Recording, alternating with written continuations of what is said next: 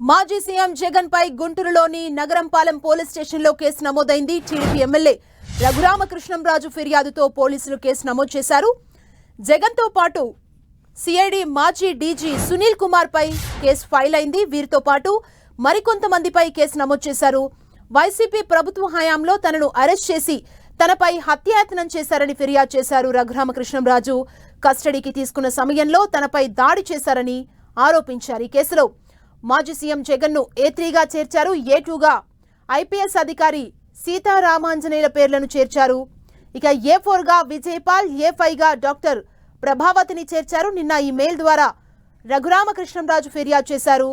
మాజీ సీఎం జగన్ ఒత్తిడి వల్లే తనను అరెస్టు చేశారని ఈ ఫిర్యాదులో పేర్కొన్నారు. ఇదే అంశానికి సంబంధించి మరింత సమాచారం మా ప్రతినిధి నాగరాజు అందిస్తారు. నాగరాజు,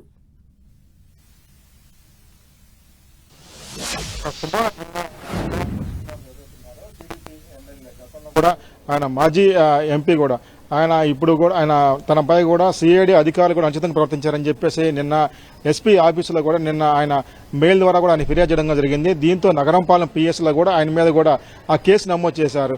ఇదే సంబంధించి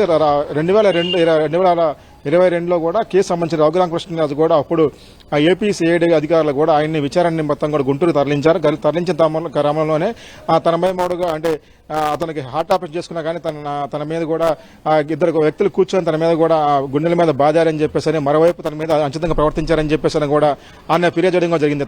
తనకు కూడా అనుచితంగా ప్రవర్తించారని చెప్పడం జరిగింది. గతంలో కూడా ఆయన ఇక్కడ సిఐడి ఆఫీసులో కూడా అరెస్ట్ చేసిన తర్వాత ఆయన తీసుకున్న తర్వాత కోర్టులో హాజరుపరిచారు. తన మీద అధికారులు కొంతమంది కూడా తన మీద కావాలని కష్టపూర్తంగా కూడా కొట్టారని చెప్పేసి ఫిర్యాదు చేయడం జరిగింది. ఆ తర్వాత కూడా ఆయన జడ్జి గారు కూడా తర్వాత ఆయన్ని వైద్య పరీక్షల నిమిత్తం ఆయన గుంటూరు ప్రభుత్వం తరలించారు. అయితే అక్కడ కూడా అతనికి వైద్య పరీక్ష నిమిత్తంగా అంత పూర్తిగా అయిందా మాత్రం బాగుంది ఉందని చెప్పేసి కూడా అతని మెడికల్ సర్టిఫికేట్ ఇవ్వడం జరిగింది. దాంతో కూడా అతన్ని రిమాండ్ విధించారు.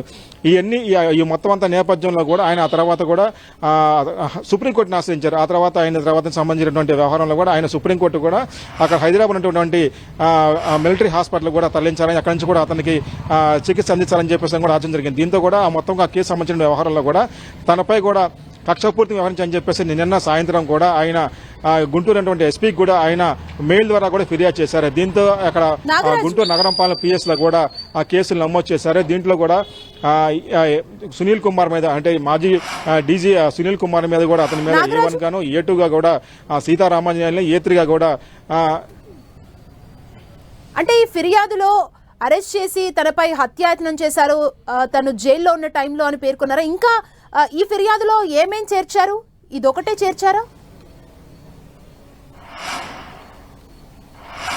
అంటే అతనికి సిఐడి అధికారులు తనని విచారించిన క్రమంలో కూడా అతన్ని కావాలని చెప్పేసి అంటే అప్పుడు మాజీ సీఎం జగన్మోహన్ రెడ్డి పొద్దులతోనే తన మీద కూడా దాడి చేశారు కావాలని చెప్పేసి సునీల్ కుమార్, దాంతోపాటు సీతారామన్ వీరందరూ కూడా కావాలని తన మీద కూడా ఒత్తిడి మేరకు కూడా చేశారని చెప్పడం జరిగింది. అయితే అతను గత ప్రభుత్వంలో కూడా అంచిత వ్యాఖ్యలు చేశారు. దాని మీద కూడా అతని మీద కూడా కొంత ఆ కేసులు కూడా నమోదు చేశారు. దీంతో కూడా ఏపీ సిఐడి అతన్ని హైదరాబాద్ నుంచి గుంటూరుకు వచ్చి అతను కూడా విచారణ చేశారు. ఆ క్రమంలోనే తనపై కూడా కావాలని కక్షపూరితంగా కానీ తనపై కూడా కావాలని చేశారని చెప్పేసి కూడా ఆయన ఫిర్యాదులు కూడా పేర్కొన్నారు. గతంలో కూడా ఆయన ఆ కాళ్ళ మొత్తాన్ని కూడా ఎర్రగా అయ్యి తర్వాత వాపులు వచ్చి ఆ తర్వాత అతన్ని హైదరాబాద్ లో దాంట్లో అక్కడ ఉన్నటువంటి హాస్పిటల్ కూడా చికిత్స కూడా అందించారు. అది ఈ క్రమం నేపథ్యంలోనే ఆ గత ప్రభుత్వంలో తనను కావాలని చెప్పేసి ఇబ్బంది పెట్టాలనే ఉద్దేశంతో కూడా మాజీ సీఎం జగన్మోహన్ రెడ్డి ఆధ్వర్యంలోని ఇటువంటి మొత్తంగా కన్సర్న్లో జరిగిందని చెప్పేసి కూడా ఆయన అభిప్రాయపడ్డట్టు కూడా ఆయన చెప్తున్నారు. దాంతో ఆయనకి నిన్న ఎస్పీ ఆఫీస్ ఫిర్యాదు చేయడం జరిగింది. దీంతో ఆయన మీద ఇప్పుడు ఆ కేసు కూడా నగరంపాలెం పిఎస్ కేసు నమోదు చేశారు. అటు ఏ1గా కూడా డీజీ సునీల్ కుమార్, మాజీ డీజీ సునీల్ కుమార్, అటు ఏ2 కూడా సీతారామన్యాలు, ఏ3గా కూడా జగన్మోహన్ రెడ్డి, ఆ తర్వాత డాక్టర్లు ఎవరైతే పరీక్షించారో ఆ డాక్టర్ల మీద కూడా, ఆ తర్వాత కొంతమంది విచారించిన అధికారులు వాళ్ళ మీద కూడా మొత్తంగా కూడా కేసులు నమోదు జరిగింది. దీంతో కూడా ఇప్పుడు నగరంపాలెం పిఎస్ లో కూడా ఆయన మీద ఎఫ్ఐఆర్ కేసులు 7 మీద మొత్తం కూడా ఎఫ్ఐఆర్ కేసులు అయితే మాత్రం నమోదు చేశారు. సుమా, మొత్తం ఎంత మందిపై కేసు నమోదు చేశారు? వారిపై కూడా ఇవే ఆరోపణలు ఉన్నాయా? హత్యాయత్నం చేసేందుకే కస్టడీలో ఉన్నప్పుడు ట్రై చేశారనే ఆరోపణలే ఉన్నాయా? ఇంకా ఏమైనా ఈ ఆరోపణలో ఉన్నాయా? అంటే మొత్తం చూసినట్టయితే ఈ వ్యవహారంలో తనని కావాలనే గత ప్రభుత్వంలో కూడా నన్ను కక్షాపూరితంగానే 2022 కేసులో కూడా తనపై కూడా రాజద్రోహం కేసు అంటే రాష్ట్రానికి అస్థిరపరిచేందుకు కూడా కొన్ని వ్యాఖ్యలు చేశారని చెప్పేసి ఆ కేసు మీద కూడా అతన్ని హైదరాబాద్ నుంచి తీసుకురావడం జరిగింది. ఇక్కడ ఏపీ సీడ్ అధికారులు కూడా అతన్ని విచారించారు. ఆ విచారించిన క్రమంలో కూడా అతను చెప్తున్న అంశాలు ఏమైతే ఉన్నాయో మాజీ ముఖ్యమంత్రి జగన్మోహన్ రెడ్డి కూడా తన మీద కావాలని చెప్పేసి ఈ అవకాశం వెలకొక్కడం కోసం అని చెప్పేసి చేశారని చెప్పడం జరిగింది. ఎటువంటి కేసులు లేకపోయినా తన మీద కూడా కావాలని చెప్పేసి కక్షపూరితంగా కూడా ఇటువంటి కావాలని చెప్పి తన మీద కూడా హార్ట్ ఆపరేషన్ చేసుకున్నా కానీ అతని మీద కూర్చొని తన మీద దెబ్బలాడారు. తర్వాత దాని మీద దెబ్బలు కొట్టారు.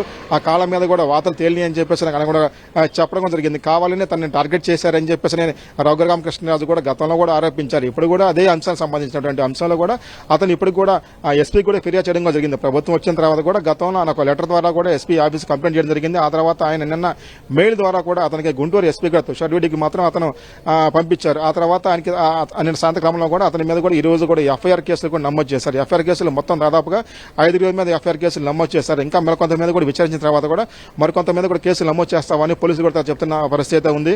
మొత్తానికి ఈ కేసు సంబంధించిన త్రిపుల్ వ్యవహారంలో కూడా మొత్తం కూడా వ్యవహారంలో ఇందులో మాజీ సీఎం జగన్మోహన్ రెడ్డి, తర్వాత డీజీ సునీల్ కుమార్, తర్వాత సీతారామాంజనేయులు, అతనైతే సూపరింటెండెంట్ ఎవరైతే ఉన్నారో ఆ సూపరింటెండెంట్ ప్రభావతి మేడం మీద తర్వాత అందరి మీద కూడా కేసులు కూడా నమోదు చేశారు. ఎఫ్ఐఆర్ కేసులు కూడా నమోదు చేశారన్న పరిస్థితి మాత్రం ప్రస్తుతానికి ఉంది. దీని ఏమైతే మాత్రం విచారణ చేస్తామని పోలీసులు చెప్తున్న పరిస్థితి ఉంది. సుమా, థ్యాంక్ యూ నాగరాజు.